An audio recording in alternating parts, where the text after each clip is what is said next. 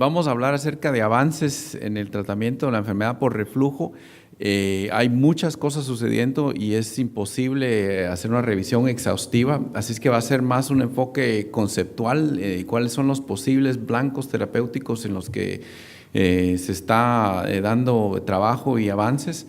Vamos a hablar de cosas que utilizamos todos los días, cosas que recientemente han surgido como alternativas terapéuticas y también de algunos enfoques que son nuevamente conceptuales, cosas que no están listas, pero me parece importante para tener una perspectiva global de hacia dónde vamos en cuanto a avances en el tratamiento de la enfermedad por reflujo. Antes de empezar, quiero tomarme un minuto nada más para invitarlos al Congreso Mundial de Gastro, que este año se realiza en conjunción con la reunión anual del Colegio Americano de Gastroenterología. Es el otro mes en Orlando. Nos hemos esforzado mucho en hacer un programa muy clínico y con orientación global, no solo la medicina que se practica en Estados Unidos, sino que lo que se practica en el resto del mundo.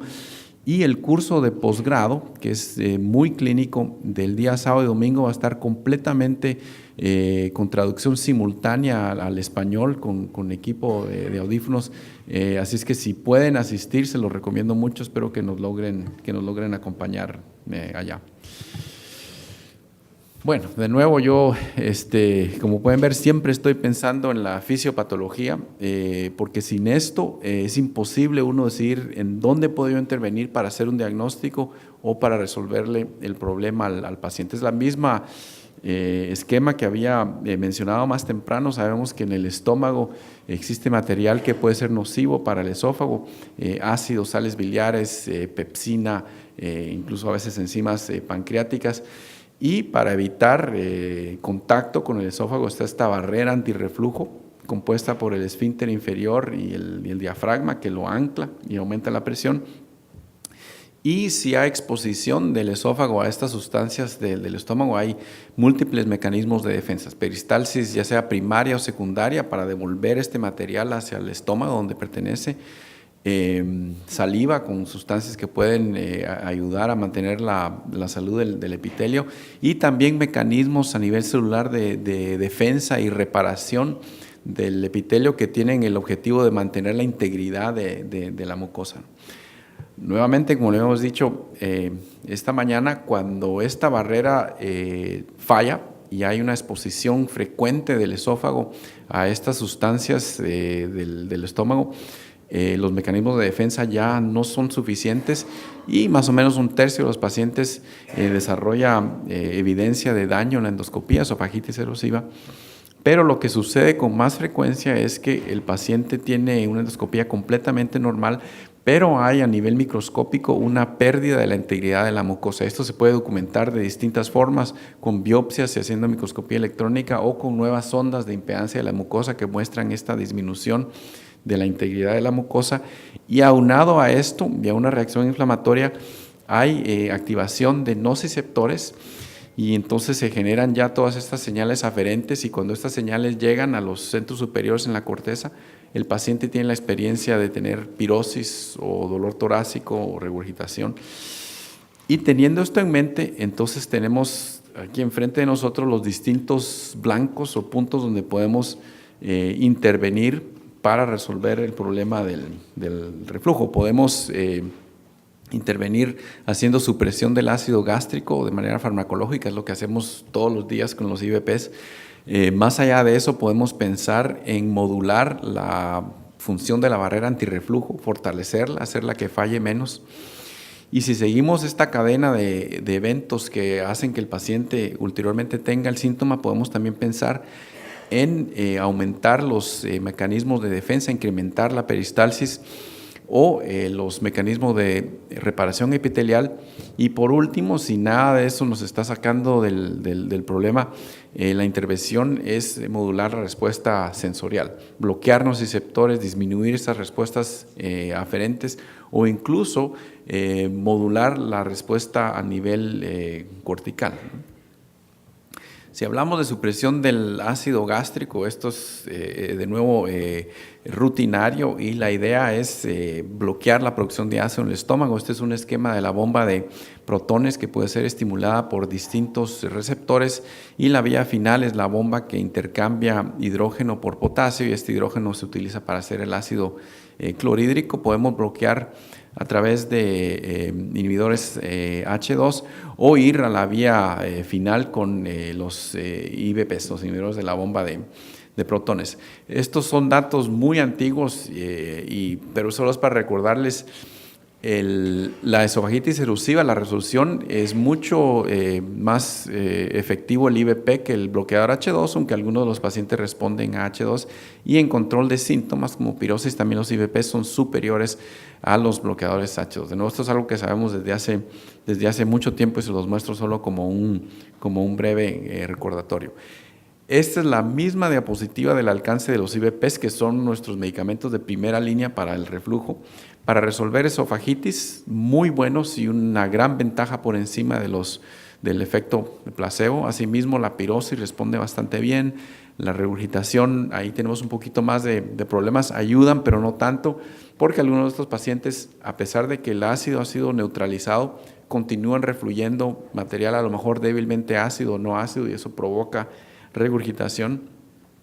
Dolor torácico, ya les había contado, si el paciente tiene evidencia de reflujo en endoscopía o por una pHimetría positiva, a esto les va muy bien con el IBP, no así si el reflujo ha sido descartado. Y ya toda la mañana pasamos hablando del problema y el reto que son los síntomas extraintestinales.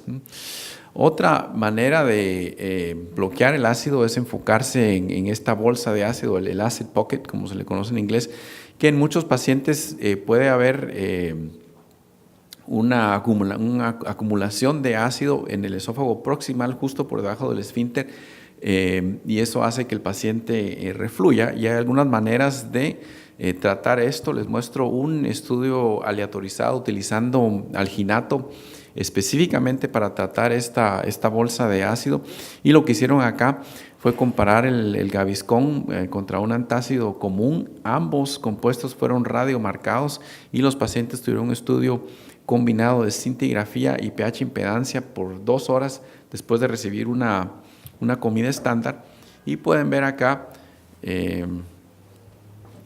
que acá está el ácido.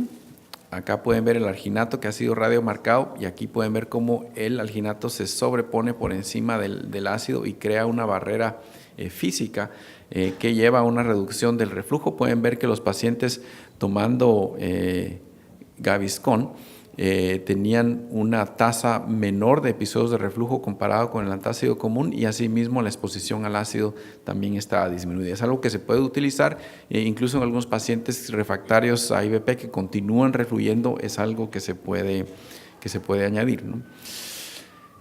Luego de eso pensamos en modulación de la barrera antirreflujo. La forma más común y lo cual ha sido utilizada con buenos resultados es hacer una fundoplicatura, pedirle al cirujano que apriete esa barrera para evitar que el reflujo ascienda. Esto es algo que controla cualquier cosa, cualquier material que vaya a subir, no solamente reflujo no ácido, sino los casos de pacientes que son refractarios a IBPs porque continúan refluyendo material no ácido, uno puede pensar en modular la barrera antirreflujo. Además de una solución quirúrgica, esto puede hacerse también con fármacos, ¿no? Ahora, antes de hablar de estos otros fármacos y de la cirugía para pacientes refractarios, quiero nada más recordarles un estudio comparativo de los IBPs contra la fundoplicatura. Es un estudio de muy alta calidad, aleatorizado, controlado, multicéntrico, grande. Ahora, estos son pacientes que habían tenido una respuesta inicial al IBP. Tenían síntomas típicos de pirosis y regurgitación. Se les dio un IBP por 2-3 semanas. Todos habían respondido y entonces en ese momento ya se hacía una asignación aleatoria, ya sea continuar en el IBP o a una fundoplicatura y luego de 5 años no existe diferencia. La cirugía no es mejor, el IBP tampoco es mejor. Estos pacientes respondedores con síntomas típicos tienen una respuesta equivalente a las 2 terapias. Estos no son los pacientes refractarios, ¿no? Ahora, de nuevo, hay unos pacientes que continúan refluyendo material a lo mejor débilmente ácido o no ácido a pesar del IVP, y aquí es donde sí es útil hacer estudio de pH con impedancia. No tenemos tiempo para revisar toda la literatura documentando el alcance de esta técnica o la importancia del reflujo no ácido o débilmente ácido, es decir, con un pH por encima de 4, pero el resumen es que este tipo de reflujo provoca síntomas que son indistinguibles de los síntomas que provoca el ácido. Un paciente puede refluir material con pH de 5, de 7 y experimentar pirosis, regurgitación y dolor torácico. Y este tipo de reflujo es lo que predomina en un paciente que está tomando IVPs, porque los IVPs funcionan en realidad bastante bien para suprimir el ácido gástrico. Entonces, cuando hacemos estudios en pacientes que se están tomando un IVP, la mayor parte de los episodios de reflujo tienen un pH por encima de 4. Y la otra cosa importante es que es tratable. De nuevo, hay una cosa muy importante, es que si vamos a hacer un estudio con un paciente tomándose un IVP, tenemos que hacerlo con pH impedancia. Si se hace pH por sí sola, más del 90% de los estudios salen normales porque no podemos medir ese reflujo débilmente ácido o no ácido. Hacer un estudio de pH sin impedancia en un paciente tomando un IVP es una pérdida de tiempo. ¿Qué hay de la modulación de la barrera antirreflujo a través de fármacos? Una línea de acción acá es utilizar compuestos que inhiben las relajaciones transitorias del esfínter esofágico inferior. Esto puede hacerse con compuestos GABA-B, por ejemplo, como el baclofeno. Este es un estudio también ya relativamente antiguo, en donde mostramos en pacientes con pirosis, síntomas típicos, que si uno compara el baclofeno con el placebo, el baclofeno es capaz de disminuir todos los episodios de reflujo, ya sea que sean ácidos o no ácidos, como pueden ver acá. El problema, como creo que todos saben, es que esto funciona, pero el paciente generalmente tiene muchos efectos secundarios. Tiene somnolencia, náusea, vómito, fatiga. Es difícil de usar. Las dosis en donde sí se controla el reflujo, muchos pacientes tienen síntomas que hacen que sea difícil utilizar el medicamento. Con esto en mente, la industria farmacéutica en los últimos 10-15 años inició esfuerzos para desarrollar un compuesto que a lo mejor nos permitiera inhibir las relajaciones transitorias del esfínter inferior y controlar el reflujo sin todos estos efectos secundarios. Uno de estos compuestos propuestos fue el esogaberán, y les muestro acá un estudio aleatorizado, doble ciego, cruzado, en donde se demostró que el esogaberán disminuye el número de relajaciones transitorias del esfínter inferior comparado con placebo, y también disminuye el número de episodios de todo tipo de reflujo, ácido, no ácido, débilmente ácido. Sin embargo, los 3 compuestos que venían en desarrollo, no solo el esogaberán, sino que también el arbaclofeno y otro compuesto experimental, todos estos programas fueron suspendidos, en algunos casos por efectos secundarios como toxicidad hepática y en otros casos por eficacia insuficiente. Es que lo único que tenemos por ahora es el baclofeno. De nuevo es difícil de usar, pero me parece que es una línea de investigación que amerita más esfuerzo y la búsqueda de nuevos compuestos, porque en algún momento podría sernos útil. Ahora, ¿qué hay de la funduplicatura? Yo les mostré en pacientes respondedores, la respuesta es igual a la de los IVPs. Estos son pacientes que no habían respondido al IVP. Es un estudio de 40 pacientes con síntomas típicos. De nuevo, el ámbito extraesofágico es mucho más difícil, pero estos son pacientes típicos, pirosis y regurgitación, que no habían mejorado suficientemente con el IVP. Se les hizo un estudio de pH impedancia mientras estaban tomando el IVP. Se mostró que tenían reflujo aumentado. Se les llevó a funduplicatura y luego se les repitió el estudio de pH impedancia 3 meses después. No es un estudio de gran calidad, no hay un grupo comparativo con terapia sham, no hay aleatorización, no están ciegos, pero sí se mostró una reducción en la exposición al ácido y una reducción en el número de episodios de reflujo, y 38 de los 40 pacientes a los 3 meses, un tiempo corto, reportaron sentirse mejor. Pero no es solo que decían me siento mejor, teníamos documentación objetiva de que estábamos disminuyendo la cantidad de reflujo, y cuando más adelante, a los 3 años, a 38 de estos pacientes que estaban disponibles se les interrogó, 34 continuaban sintiéndose bien, y en repetición de manometría estudio de pH impedancia vimos que la carga de reflujo también estaba disminuida. Pero nuestro talón de Aquiles con esto siempre ha sido, no tenemos estudios aleatorizados controlados, no todos estos son estudios abiertos, ¿no? En un momento les voy a mostrar, por fin tenemos ya un estudio controlado de alta calidad mostrando el alcance de este enfoque. Antes de esto quería brevemente mencionar los tratamientos endoscópicos, radiofrecuencia estreta o fundoplicatura endoscópica. No quiero gastarme todo el tiempo hablando de todos los problemas de estos estudios y la falta de alcance terapéutico, pero en metaanálisis de estreta vemos que no es superior al placebo, y los estudios de la fundoplicatura endoscópica vemos que más allá de 6 meses hay una gran tasa de recaída, por lo tanto nosotros no los utilizamos y no los recomendamos para uso clínico. La única manera en que los usaríamos es dentro de nuevos ensayos clínicos, así que no recomendamos estos tratamientos endoscópicos. Algo que viene con bastante auge y con buenos datos, pero tendremos que ver qué pasa más adelante, es la estimulación eléctrica del esfínter esofágico inferior. Este es un marcapaso que se coloca con los electrodos en el esfínter inferior con pulsos eléctricos que hacen que el esfínter se fortalezca y que tenga menos relajaciones transitorias. Hay varios estudios mostrando mejoría de síntomas y mejoría en la pHimetría también. Y les muestro nada más un estudio en 42 pacientes con síntomas refractarios no completamente respuestos a IVP. Lo primero en esta primera fila de acá arriba es un puntaje validado de reflujo. Pueden ver que antes del IVP estaba alto, disminuyó parcialmente de 31 a 17 luego del IVP, pero no suficiente, y luego de la estimulación eléctrica disminuyó a 5, lo cual fue estadísticamente significativo. Y además, al medirse la exposición al ácido por pHimetría, la exposición media fue del 10%, obviamente aumentada sin IVPs, y una exposición media del 4% luego de la estimulación eléctrica. Una buena proporción de los pacientes normalizaron su pHimetría después de esto, y al año, o sea, mostrando durabilidad, el 80% más o menos de los pacientes continuaba bien sin necesidad de un IVP. Es algo que necesitamos más estudios, y esto está en proceso de la FDA, pero creo que tiene una buena probabilidad de ser alguna de las armas terapéuticas que vamos a tener a un futuro próximo. Y esto es lo que les había prometido hace un par de minutos, un estudio multicéntrico aleatorizado utilizando una técnica quirúrgica para reflujo refractario en pacientes estudiados con pH impedancia. Esto fue algo presentado en el meeting de la AGA ahora en mayo, en pacientes con regurgitación que no había resuelto suficientemente a pesar de tomar un IVP una vez al día.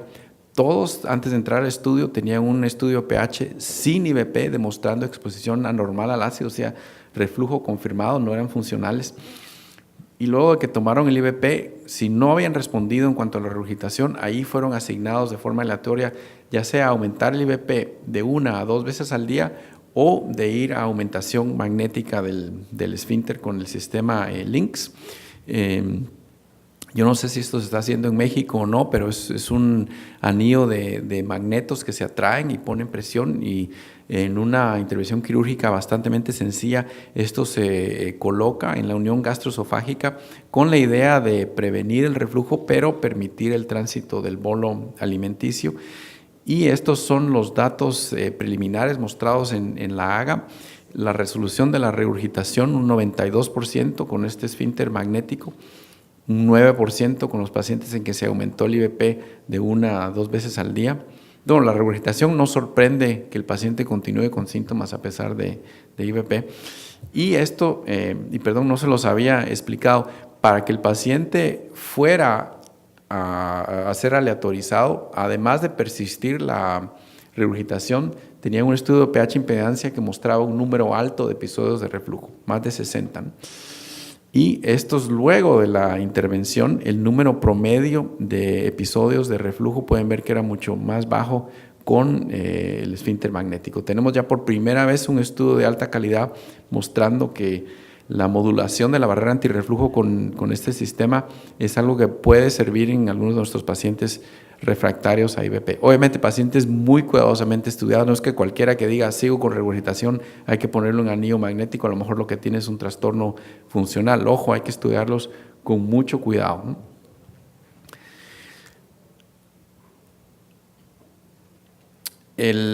Al siguiente paso en la secuencia donde podemos pensar en ayudar al paciente es aumentar los mecanismos de defensa.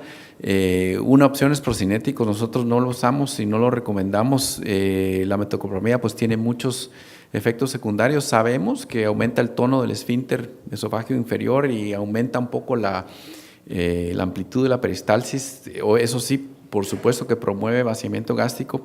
Sin embargo, el último estudio aleatorizado controlado ya hace bastante años mostró que la metoclopramida no era superior al placebo para disminuir exposición al ácido en estudio de pHimetría o para aumentar el aclaramiento esofágico. Nosotros no tenemos estos otros compuestos disponibles en Estados Unidos, yo sé que ustedes sí, pero en general para tratamiento de reflujo tienen efectos realmente modestos y bastante limitados, ¿no? Más allá, uno puede pensar en contribuir a la reparación del epitelio o a la protección del epitelio con agentes como la revamipida, que es un agente citoprotector que aumenta la producción de prostaglandinas, que son muy importantes en el mantenimiento del epitelio. Este es un estudio en pacientes con esofagitis leve, grado A o B, que habían respondido al lansoprazol, y lo que se les hizo fue, si habían respondido, asignarlos de forma aleatoria a continuar con lansoprazol nada más o lansoprazol más revamipida, y en un seguimiento de un año la tasa de recaída fue más alta en los pacientes que no se les había añadido este agente citoprotector. Ahí faltan más estudios, pero a lo mejor es algo, como les digo, conceptual que puede considerarse. Hay otras maneras de aumentar o proteger la integridad de la mucosa esofágica con protección tópica. Este es un estudio conceptual en tejido celular, no en pacientes, en donde se utilizó alginato no para cubrir la bolsa gástrica que habíamos hablado más temprano, sino para proveer un revestimiento en el epitelio esofágico, y con tinción inmunohistoquímica pueden ver cómo acá el alginato queda pegado y cubriéndose a la mucosa, y en estudios de resistencia transepitelial, es decir, qué tan fácilmente las moléculas atraviesan el epitelio, que es una manera de medir la integridad de la mucosa, vemos que en alginato la resistencia era mayor, es decir, mejor integridad de la mucosa comparado con una sustancia viscosa de control. Y el último compartimiento en esta secuencia de eventos que lleva a un paciente a experimentar síntomas es la respuesta sensorial, y es algo que utilizamos cada vez más frecuente en un subgrupo de nuestros pacientes en los quienes pensamos tienen reflujo controlado, pero aún un componente de hipersensibilidad, o nuestros pacientes que son puramente funcionales, que tienen pirosis funcional o dolor torácico funcional, y en ellos esta estrategia de modular la respuesta sensorial vale la pena intentarlo. De nuevo, a nivel de los nociceptores, a nivel de las respuestas aferentes, o el paso final, que es la modulación cortical. ¿Qué hace el cerebro con esa señal que el paciente recibe? Existen algunos compuestos experimentales para bloquear nociceptores. Este receptor vaniloide 1 es probablemente el nociceptor más importante en el epitelio esofágico, y una de las compañías farmacéuticas desarrolló un bloqueador de este receptor, y sometieron esto a un estudio de tolerancia al dolor esofágico en pacientes con enfermedad por reflujo, sometidos a este compuesto o a placebo. Es una sonda que permite hacer distensión con un balón, hacer estimulación térmica de frío y calor, y también dar unos pequeños shocks eléctricos. Es una cosa como de tortura, pero era para ver si los pacientes respondían a bloqueo de nociceptores. Desafortunadamente no hubo diferencia entre placebo y este bloqueador de nociceptor, pero es uno de los primeros pasos, y de nuevo estas son áreas más de concepto, pero en algunos de los pacientes a lo mejor un día vamos a tener algo disponible que nos permita trabajar a ese nivel sensorial. Otra cosa que se ha utilizado con buenos resultados en dolor torácico o en dispepsia es la analgesia visceral, bloquear algunas de esas señales aferentes. Desafortunadamente en pirosis funcional no hemos logrado ir muy lejos. El estudio relativamente reciente de imipramina no hubo diferencia con placebo, va a haber que probar otras cosas porque no es lo mismo. Y yo pensaba eso en el caso que se presentó. ¿Qué le vamos a dar a la paciente? Porque la respuesta a estos agentes de analgesia visceral es distinta si es dolor torácico, si es pirosis funcional o si es dispepsia. No es que un mismo compuesto vaya a resolver todo, ¿no? De nuevo, en el ámbito de pirosis no tenemos algo comprobado, pero falta por intentarlo con venlafaxina, sertralina, etcétera, qué sé yo. No hay muchos estudios. La mayoría de los estudios son en dolor torácico. Y por último, lo que les decía es el último paso, es qué hace el cerebro con esas señales que recibe, y uno puede modular la respuesta cortical a través de hipnoterapia. Esto es un estudio también muy reciente en 7 pacientes con pirosis funcional que fueron sometidos a 6 sesiones de hipnoterapia y todos fueron medidos a través de cuestionarios validados antes y después de la terapia, y se mostró una mejoría estadísticamente significativa en cuanto a ansiedad visceral, un incremento en la calidad de vida de los pacientes y una reducción de la severidad de los síntomas.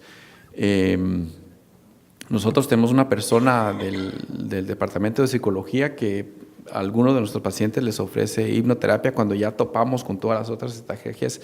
Recuerden, el paciente lo está viendo a uno porque quiere que le resuelva los síntomas, y en algunos de los casos esto es lo que ofrecemos, y con efectividad, yo diría, razonable y sin exponer al paciente a ningún tipo de daño o de efectos secundarios. Es que de nuevo, pensemos al ir hacia adelante en el desarrollo de estrategias para tratar el reflujo, siempre en la fisiopatología, porque esto nos da todos los blancos en donde podemos entrar a actuar, ya sea suprimiendo el ácido del estómago, modulando la barrera antirreflujo, aumentando los mecanismos de defensa, o en el último de los casos, en pacientes con traslape o puramente funcionales, modulando la respuesta sensorial. Muchas gracias.